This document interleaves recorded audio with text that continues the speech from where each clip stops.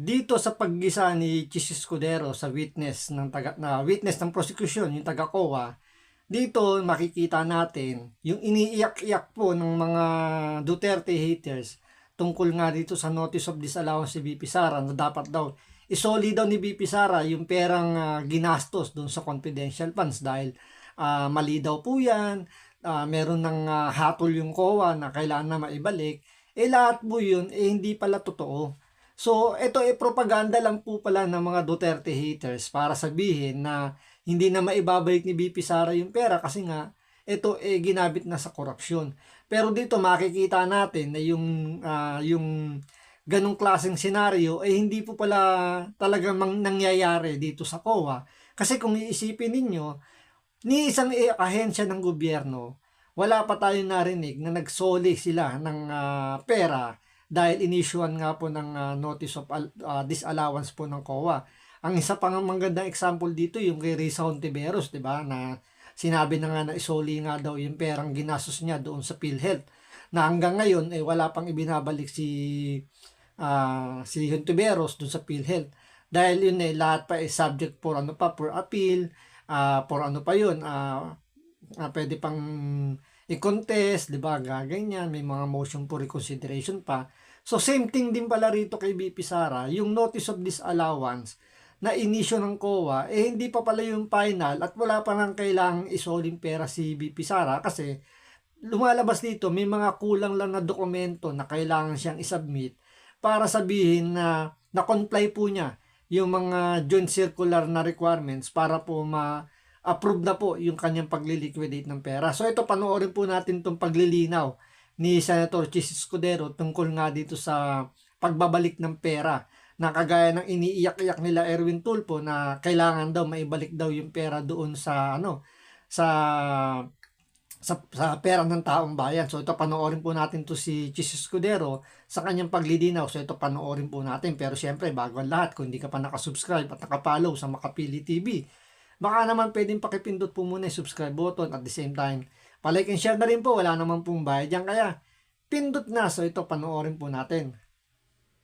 Wala pang NFD lahat ng pondong pinag-uusapan natin. Fourth quarter of 2022, the first 3 quarters of 2023 for DepEd and OVP. Opo, wala pa pong NFD. So wala pang So yan, malinaw wala pa daw NFD. It means no final decision. So yung iniiyak-iyak nila na kailangan daw magsoli na ng pera si VP Sara, wala pa po sa ganung klaseng aspeto. So wala pang final decision lahat ng ito. Opo, tama Pag po. sinabi niyo nag-demand kayo ng restitution, ang ibig sabihin lang naman ito, kinarga nyo na as an unliquidated cash advance yung mga yung mga dinis-allow ninyo. Opo, tama po. Yun lang naman po ang ibig sabihin nun, di ba? Hindi naman ibig sabihin, isoli mo, bigay mo yung pera sa akin. Ibig sabihin nun, ilalagay namin yan as unliquidated cash advance during the pendency of the notice of disallowance. Yes po, kasi may mga remedies pa po sila. Kasi hindi pa nga fine. Di ba? May mga remedies pa sila, hindi pa final yan. Walang kailangan ibalik. Hindi kagaya ng mga sinisigaw ng mga tukmol na kailangan na raw magsoli ng pera ni VP Sara dahil dinisallowed na raw po ng COA. So, mga engot, kung ano lang yung kumbaga, propaganda para sabihin nga na may ginawang mali itong si VP Sara, kailangan daw isoli yung pera. So, mismong taga-COA, inamin, sinabi, walang kailangan mangyaring ganun kasi yun po subject for for appeal pa. So, may mga kailangan lang na dokumento na kailangang isubmit para maaprubahan yung kanilang liquidation. Hindi pa nga final at wala pang NFD. Opo. Tama po? Pangalawa, ano po ba pagkakaiba ng disbursement sa transfer? Illegal mag-transfer ng pera ang SDO sa isang non-SDO, pero pwede po ba siya mag-disburse sa isang non-SDO o unbonded na tao? Hindi din po pwede, hindi rin po niyang ibigay yon sa unbonded na tao. Recipient na po yun eh. Yung sa disbursement po niya, opo, hindi banded, pero kung dapat po diretso from the SDO to the recipient of the confidential fund po. So, ang disbursement pwede sa non-bonded na tao, ang transfer ng pondo sa non-bonded hindi pwede. These are technical terms. Opo. Di ba? So kung ang pinagbigyan ay recipient, pwede yon kahit non-banded. Opo, kasi siya na yung talagang recipient nung confidential fund. And as a final question, Eileen, I checked the transcript, which the court took judicial notice of. I would like to ask more eyes to look at it. Hindi ko nakita sa transcript na sinabi ni Gina Acosta na binigay niya kay Lachica lahat for the fourth quarter of 2022 and the first 3 quarters of 2023. Medyo may ganung punto pa si Eduarda. Pero kay Gina Acosta, maliwanag na binigay niya yung 125 ayon sa kanya kay Lachica sa last quarter, pero hindi ganun kaliwanag na yun din ang ginawa niya for the first 3 quarters of 2023.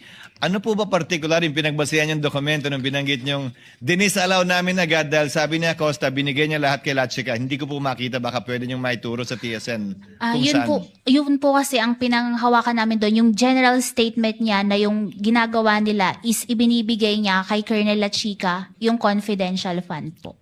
Pero ang tinutukoy po niya ay yung 2025. Yung general statement po ni Eduarda, yun ang tumutukoy sa confidential fund ng DepEd para sa 3 quarters ng 2023. Pero hindi po pareho yung statement nila ni Gina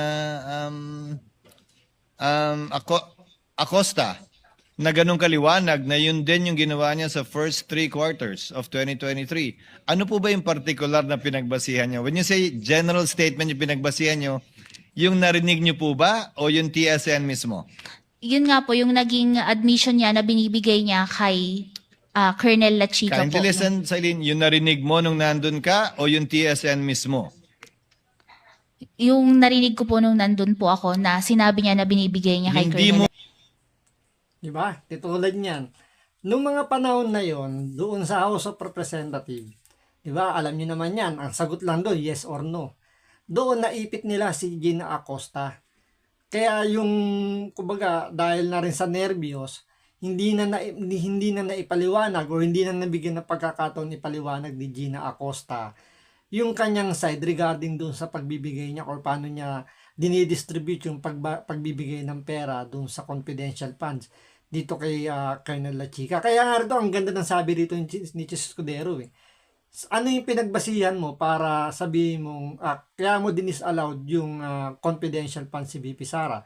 Ang sagot niya lang is dahil doon sa general statement ni Gina Acosta during the hearing ng Committee on doon sa House of Representatives. Kasi hindi ko lang matandaan kung sa Committee on Justice ni Luis Tro kay Joel Chua. Pero doon sa hearing na yon, nakita natin doon talagang inipit nila ng todo yung mga resource person nila, lalo na si Gina Acosta tsaka si Attorney Sulaika Lopez, di ba?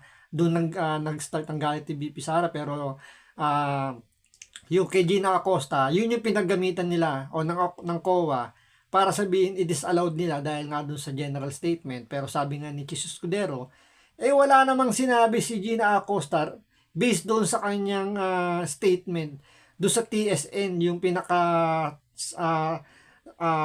tawag dito, yung transcript nung nangyaring hearing doon sa House of Representatives. So, ibig sabihin, hearsay yung pinanggalingan ng kwento na kinuha ng taga-COA.